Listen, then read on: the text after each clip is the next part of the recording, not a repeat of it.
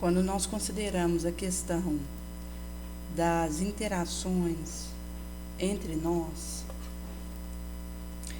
isso vai dizer de uma necessidade da abordagem desobsessiva, cujo Cristo é o nosso parâmetro, por vir dele a desobsessão, que quando duas pessoas elas não conseguem se olhar, elas estão numa condição de interação obsessiva, onde um pode estar obsedando e outro sendo obsedado, ou algo recíproco mesmo, e que quando acontece a desobsessão, a liberação daquela interação desditosa, eles voltam a conseguir se enxergar, se olhar. E é curioso porque a questão do alimento colocado à mesa, quando nós sentamos juntos, naquele momento de refeição, de certa forma, você é convidado ali diante do outro a olhá-lo. E isso, de certa forma, vai dizer de um convite que Jesus nos faz para usarmos as possibilidades que nós temos para os processos desobsessivos que precisamos viver.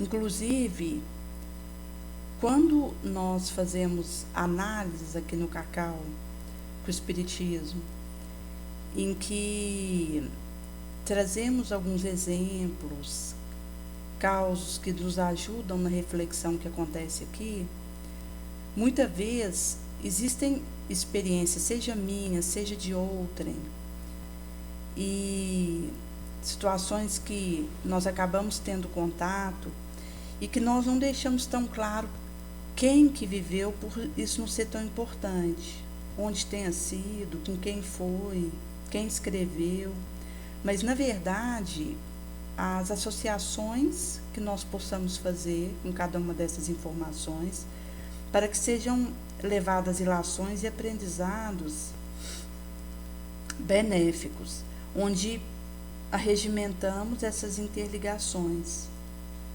daquilo que é falado. Por percebermos que dessa forma até facilita a proposta de reflexão.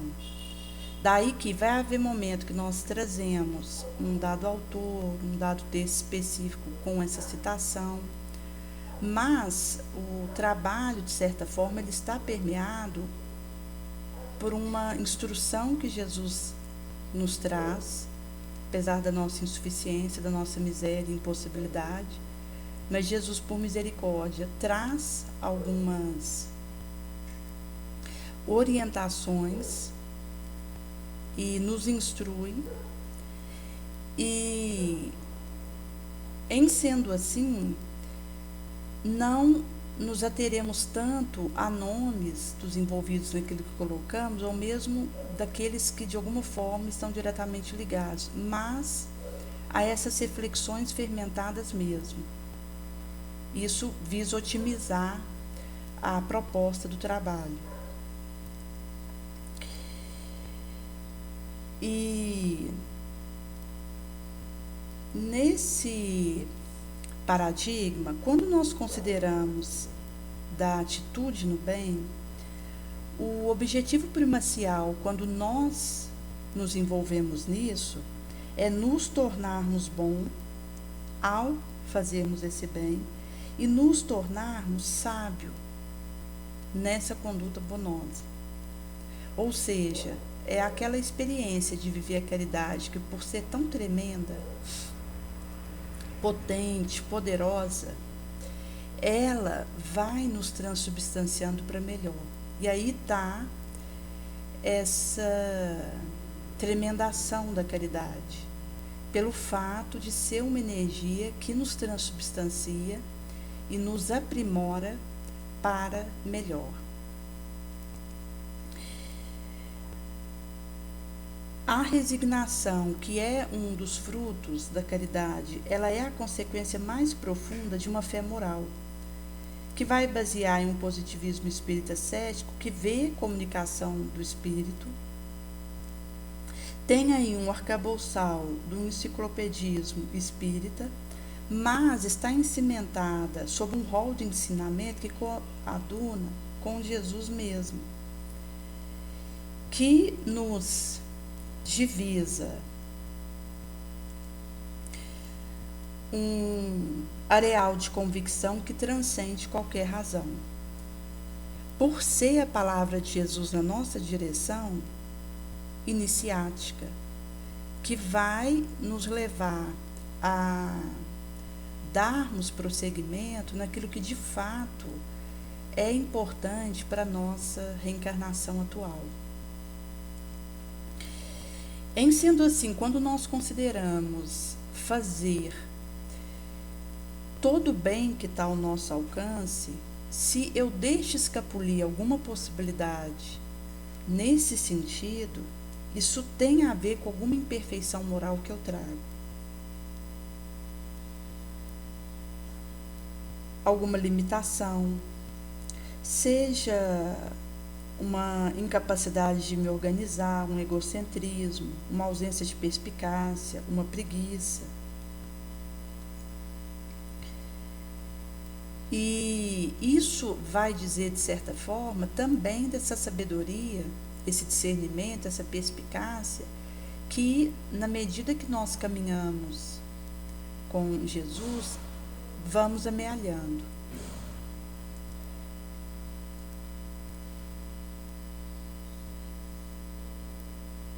E quanto mais nós experimentamos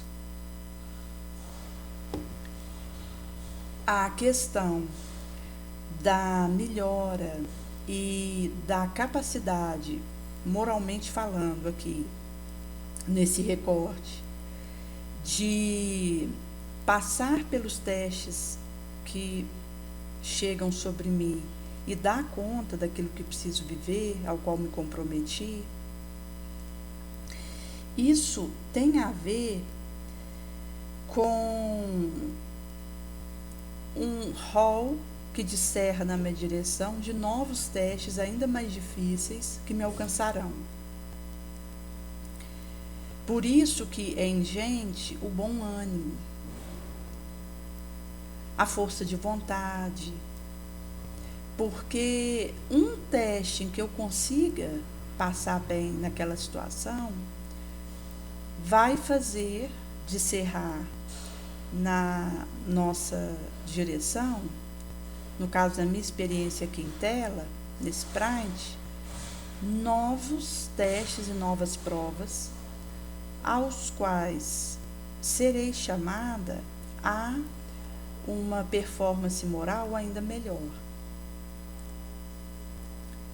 Se voltarmos para trás e percebermos as reencarnações que já tivemos até aqui, veremos que, à medida que vai indo para trás, vai ficando pior a nossa situação.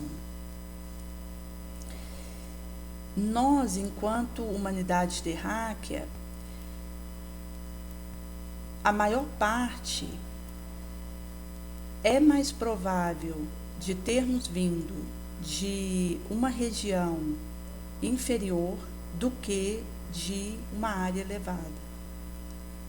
Inclusive, pelas situações de débito que nos assaltam, pelas tentações que nós vivemos e pelas situações que nos perturbam.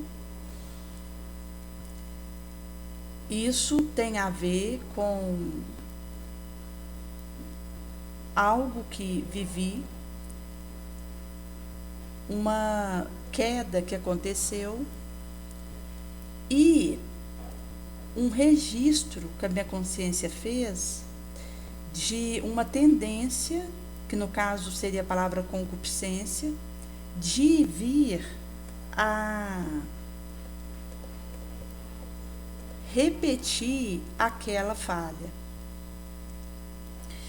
Por isso que, no quesito da vulnerabilidade que perceba em mim, isso vai dizer de coisas que eu já vivi antes, situações piores que hoje, mas que continuarão me convidando para uma nova deserção moral, uma nova queda. Por isso que, quando consideramos a questão de maledicência, por exemplo, que se eu me percebo com alguma tendência de perda de filtro básico ao ser intolerante com alguém, ou alguma calúnia que vira e mexe, eu me percebo no iminência de vir a fazer aquilo.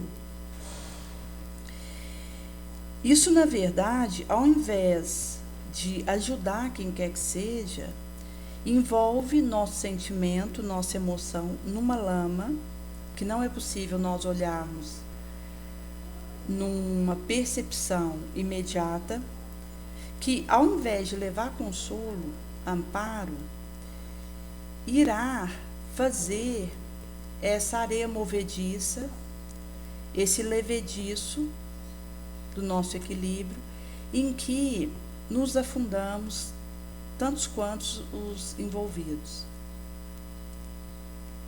E vai dizer de algo que eu trago, que já tem a ver com uma imperfeição, e que, de alguma forma, isso hoje vai estar se mostrando, seja por alguma limitação orgânica, seja por um sofrimento que eu viva, seja por uma crise que me alcança, me convidando a suplantar aquele estado de coisa.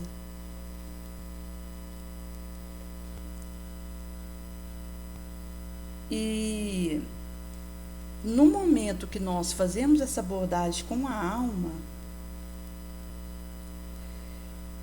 é possível percebermos que, se nós não estamos bem enquanto espírito imortal, não terá como o perispírito, consequentemente o corpo orgânico, o estar todo em condição harmoniosa. Por isso que todo tipo de imperfeição que nós trazemos, de alguma forma vai dizer recursos que nosso espírito precisa para algum processo de fortalecimento e cura. Tinha uma moça que ela trazia um transtorno borderline e uma ideação suicida junto com aquela questão ali que ela tinha. E ela, vira e mexe, estava ali envolto com esse tipo de pensamento de sair pela porta do autoextermínio, porque o transtorno borderline, inclusive, tem a ver com automutilação. E ela, em meio a essa situação, houve um momento em que ela havia percebido algumas insuflações de espíritos próximos a ela, de que estava tudo tranquilo, que estava preparado para ela ser liberada do corpo, porque ela queria sair do corpo físico e não tinha coragem de cometer o autocídio, que no caso seria uma covardia, mas no sentido de coragem enquanto algo que ela não concluía aquilo, por saber que ela ia cair numa situação pior caso fizesse.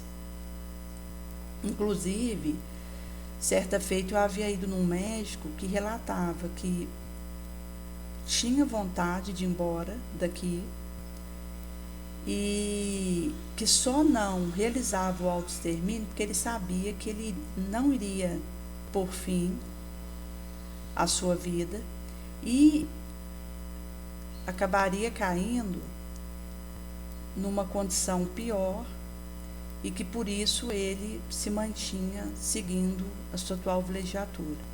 E essa moça era algo parecido, porque ela se sentia insatisfeita, amargurada, até com uma questão de nuances não determinadas, não claras, de questões que ela trazia das suas experiências pregressas e que aquilo vinha a fluxo na sua atual vilegiatura, e aquela caldeirão de sentimentos contraditórios que ela tinha, inclusive de tristeza, insatisfação e indisposição com a vida, ela acabava que tinha vontade de ir embora, mas não cometia o autoextermínio porque sabia que iria para uma situação pior. Mas, num dado momento, ela teve uma orientação de espírito obsessor de que haviam preparado a liberação dela do corpo físico, que ela poderia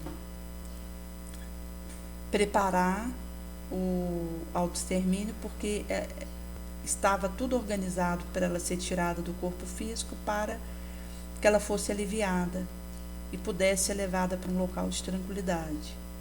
Então é como se ela tivesse sido engambelada pelos obsessores, dando uma falsa sensação de alívio, porque o obsessor, ele tem a capacidade de me aliviar.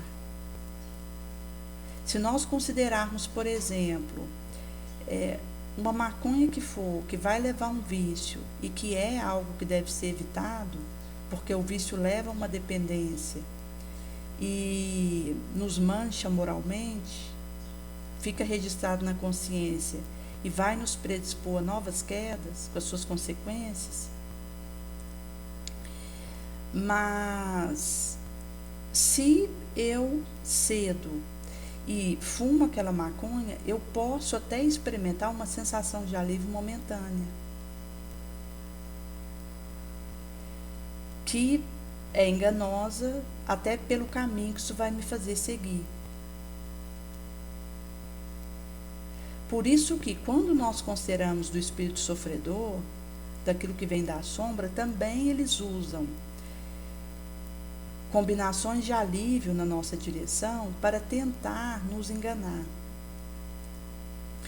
E há muitos casos relatados de suicídio em que o indivíduo, ele experimenta essa sensação de alívio, onde ele é orientado a ir embora, a se autoexterminar, porque está preparado para ele fazer isso. E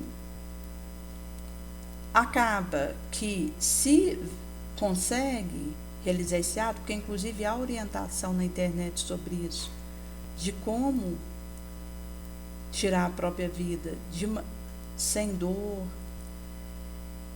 e é uma forma de incitar a essas situações graves em que o indivíduo ele é enganado pelo obsessor.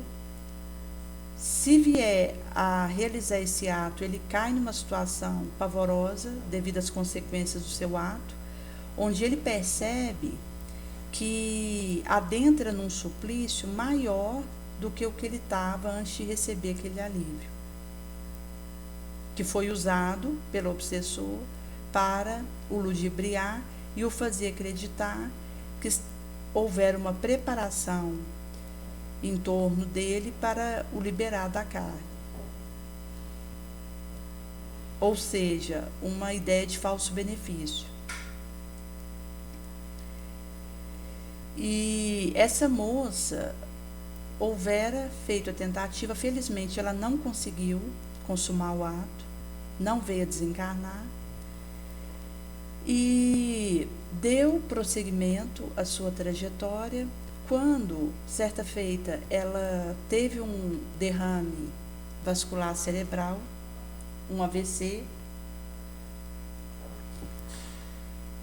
e precisou ser internada, e com esse derrame ela acabou tendo comprometimento de algumas funções do cérebro. E houver inclusive o receio do médico, da mãe dela, de que se ela já estava querendo ir embora daqui, mesmo saudável, sem um comprometimento importante físico, agora que ela tinha o derrame vascular cerebral com as consequências que isso trouxe, pode ser que ela não ia mais permanecer aqui encarnada, ela ia dar um jeito de ir embora. E foi verificado o contrário.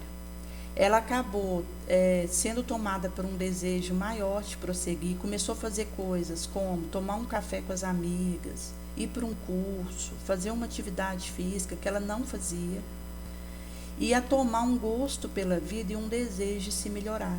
E ela pedia a Deus que desse a ela mais fé, que ela queria se melhorar, ela queria acreditar nela mesma, acreditar em Jesus e seguir fortalecendo. E mostra que algo que aconteceu em relação ao AVC, que foi uma situação de derramamento de sangue no seu cérebro, que trouxe uma impossibilidade física, uma limitação para ela, porque ela passou a ficar mais sentada, ela começou a experimentar dificuldades de locomoção e outros associados aí correlato ao AVC. Isso foi a cura para o espírito dela. Em sendo assim, aquele espírito que tinha uma vibração fugidia, que queria ir embora daqui, depois desse ocorrido, começou a experimentar um desejo inaudito, uma vontade de continuar e de ser melhor. E, em sendo assim, isso também vai dizer de uma força que esse exemplo traz, porque quando nós conseguimos esse exemplo no bem, de resignação, de resistência, onde o espírito ele encontra o fio da meada para avançar no seu processo de cura, isso é uma força e vai ser o caminho da nossa vitória.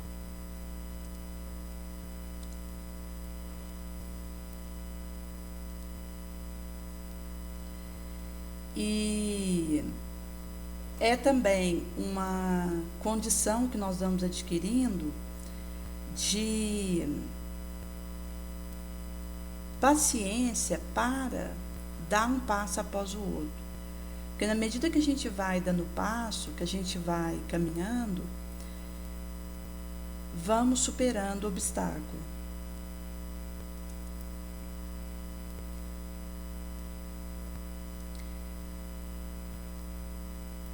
E isso diz também dessa escada de ascensão de Jacó, que imperia o auxílio mútuo para que subamos.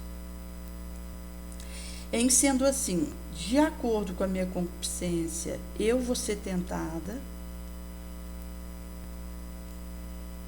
atraída e seduzida pela minha concupiscência mesmo.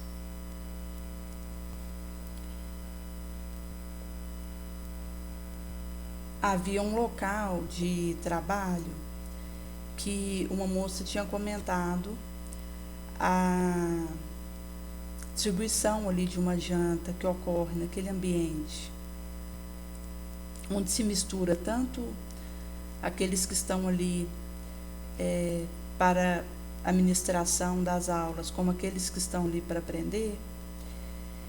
E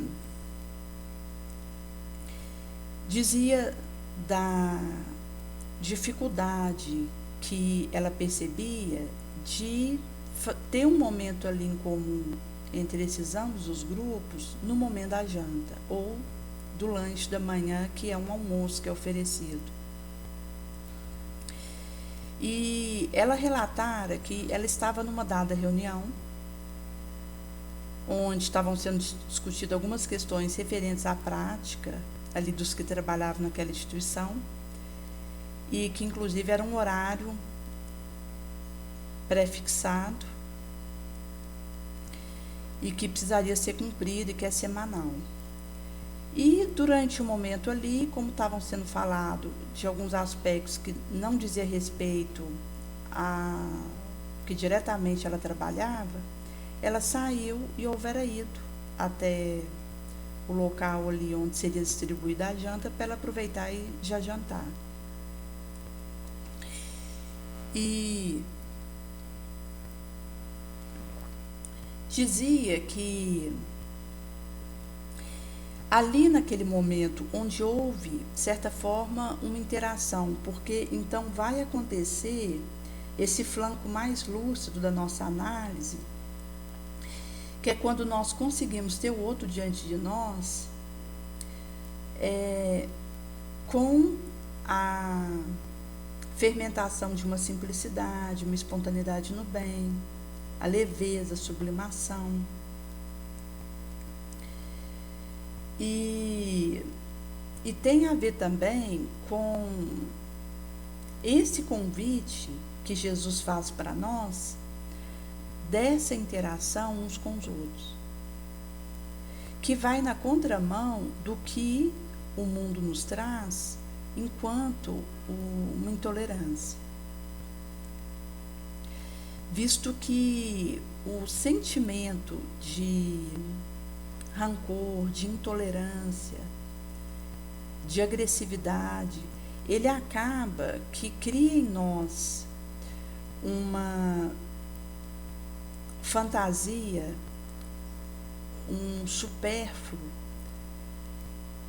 e nos acresce de uma bagagem que dificulta que possamos ver aquilo que realmente está diante de nós e interagir com isso.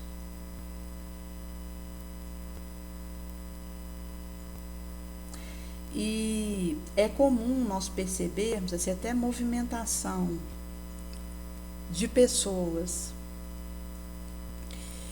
seja nas agremiações que elas frequentam da sua profissão religiosa, seja no local do seu trabalho, do ganha-pão, seja ali no ambiente onde more,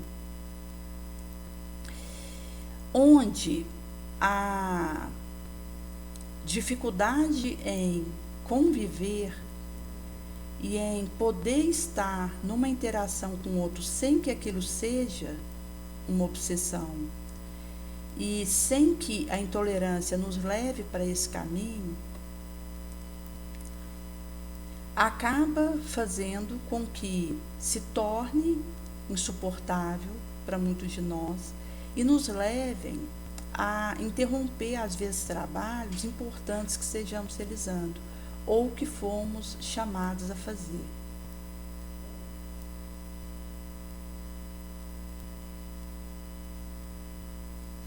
E, em sendo assim, quando eu assumo algo e que percebo que isso precisa ser corroborado por mim e levar isso na pauta do meu esforço, do bom senso, acaba que, se eu venho por dificuldade de estabelecer uma interação limpa, nobre,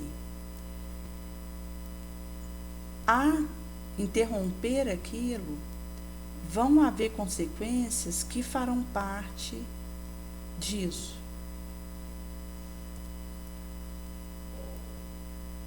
E nós estamos em meio a energias que nos convidam a desistir a todo momento,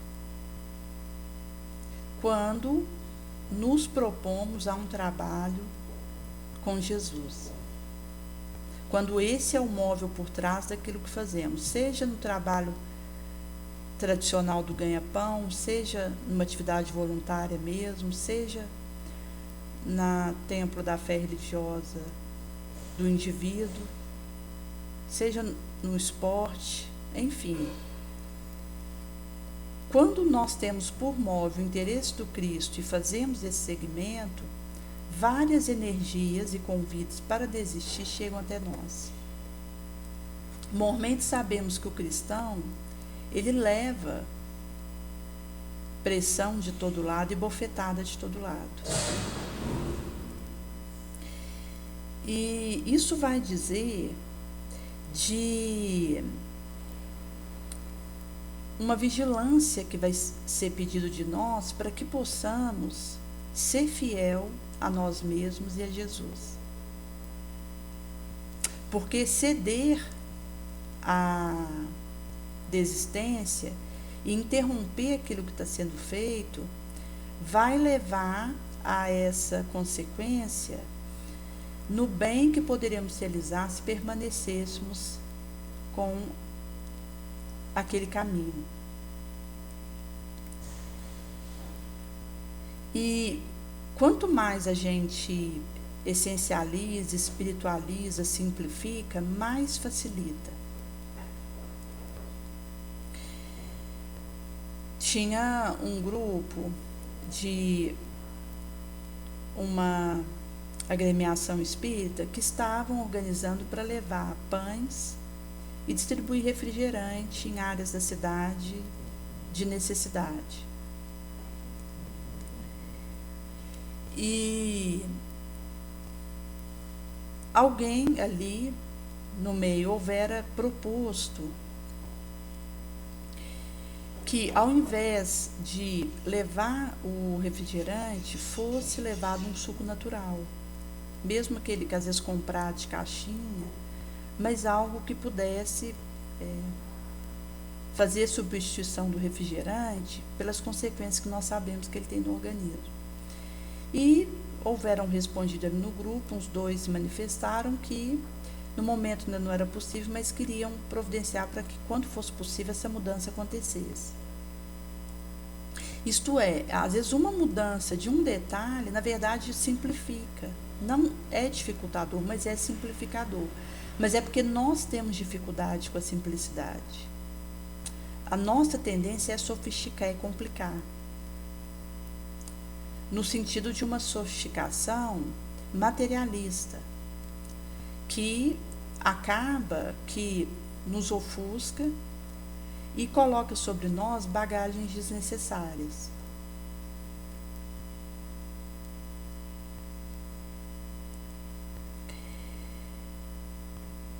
Inclusive, quando foram preparar o pão para poder colocar ali a mortadela que seria distribuído, tinha uns 5 pães ali que estavam rachados, e quando partia ele dava uma rachada em algum ponto. E alguém houvera falado que não dava para levar daqueles pães. E uma outra pessoa comentou, não, gente, leva, porque alguém que está a se alimentar não vai importar se o pão está rachado, murcho ou fresco. Se ele tiver em condição de ser comido, ele vai ter o mesmo sabor e vai poder beneficiar alguém que está sem um pão para comer. Mas deliberaram que o pão estava feio, que ia deixar, e quando a equipe saiu e foram em alguns bairros fazer a distribuição, aí fizeram ali uma oração do Pai Nosso, fizeram a distribuição do pão com refrigerante. Houve um dado local em que adentraram um dos carros que foram 3 carros fazer essa distribuição. Um dos carros entrou numa ruela, difícil de passar com o carro, porque ela estava com um chão pedregoso e ainda aquele chão batido mesmo, e que o carro tinha que ter cuidado para passar. E só foi possível a gente ir ali porque era de dia, porque ele não tem a recomendação de subir com o carro, inclusive tem uma ruela paralela que não tem como entrar com o carro mesmo, é só a pé. Mas nessa outra ruela que ainda havia a possibilidade de subir com o carro, esses carros foram, e tinha crianças que mais na parte de cima, um dos carros subiu, porque ainda tinha pão, porque o outro já tinha acabado, aí voltou. Tanto o pão quanto o refrigerante já tinha terminado nesse outro carro, ele desceu, e o que ainda tinha pão subiu mais para cima. E quando eles voltam, a moça que estava dirigindo esse carro estava chorando, porque algumas crianças houveram pedido pães e não tinha mais para dar. E mostra que se houvessem levado aqueles pães que por estar feio aparentemente foram desprezados, e isso mostra a questão da simplicidade, se houvesse optado por esse caminho da simplicidade, aquelas crianças que pediram pão teriam recebido, porque tinha sobrado. Por isso que quando nós optamos por a questão do supérfluo, do materialismo, do excesso, a gente acaba que deixa de fazer todo o bem que a gente poderia fazer. Mesmo que não percebamos isso num olhar direto.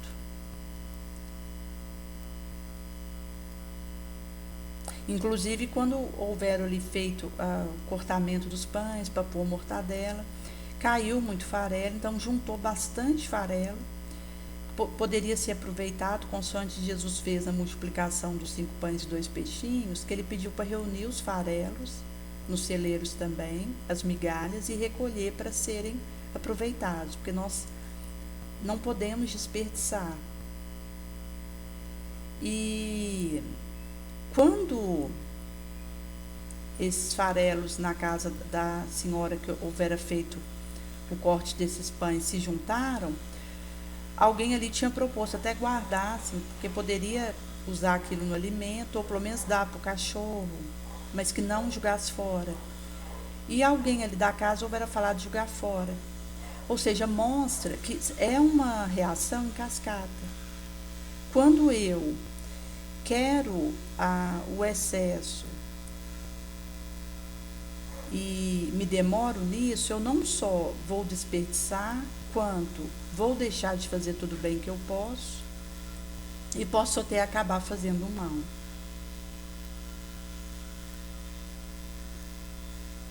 E lembrando que quando nós não fazemos tudo bem que podemos, nós abrimos espaço para que o mal prolifere, multiplique.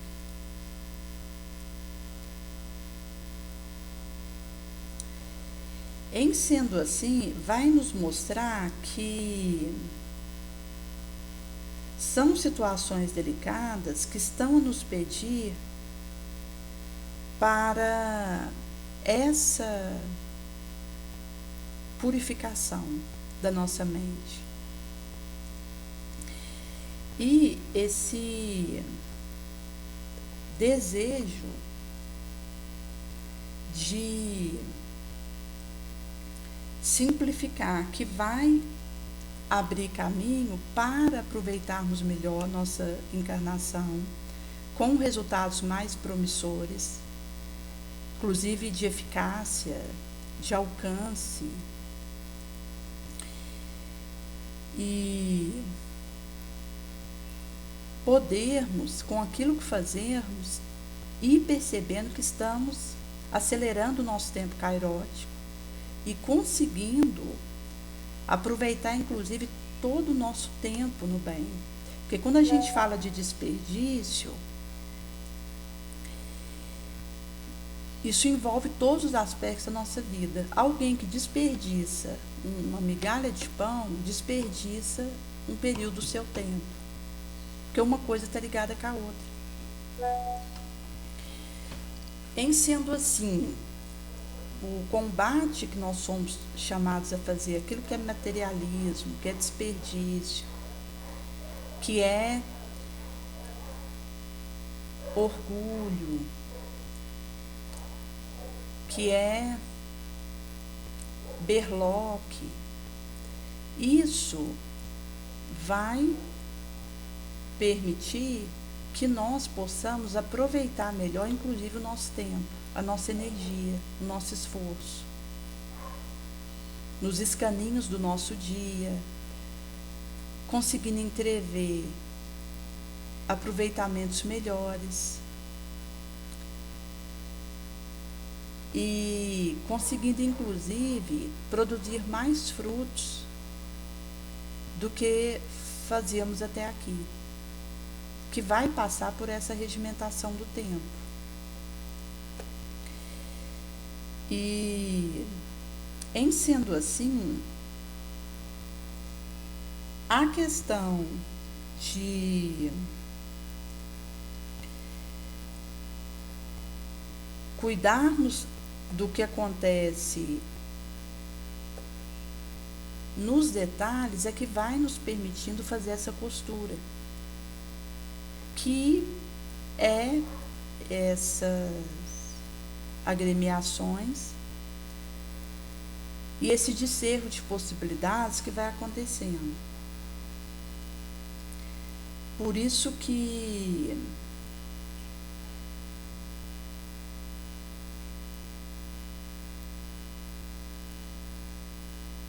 precisaremos de querer e de irmos desenvolvendo esse olhar que passa por essa condição moral que nós vamos fortalecendo.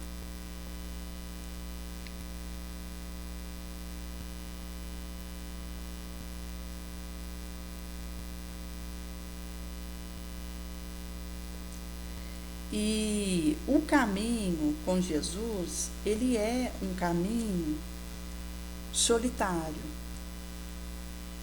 porque aquele que realmente ele deseja fazer isso e se coloca a dar um passo após o outro, ele não vai esperar alguém fazer, para ele fazer. Ele não vai aguardar um sinal, uma convocação para fazer. E ele também não conta nem com a compreensão, nem com o apoio de quem quer que seja. Ele simplesmente se coloca a caminho, a serviço, e deseja aproveitar todas as oportunidades para fazer o bem. Qualquer coisa que sair disso seria desperdício de tempo e da sua vilegiatura. Ele tem essa consciência. Daí, ao invés de eu ir em tal situação para poder querer receber ajuda, eu me coloco para auxiliar, eu estendo a mão. Então, eu mudo a perspectiva de aproveitamento do meu tempo.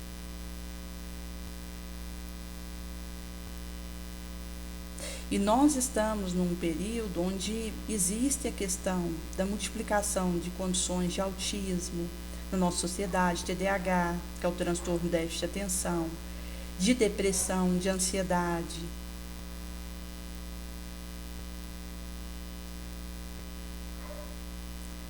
De pânico.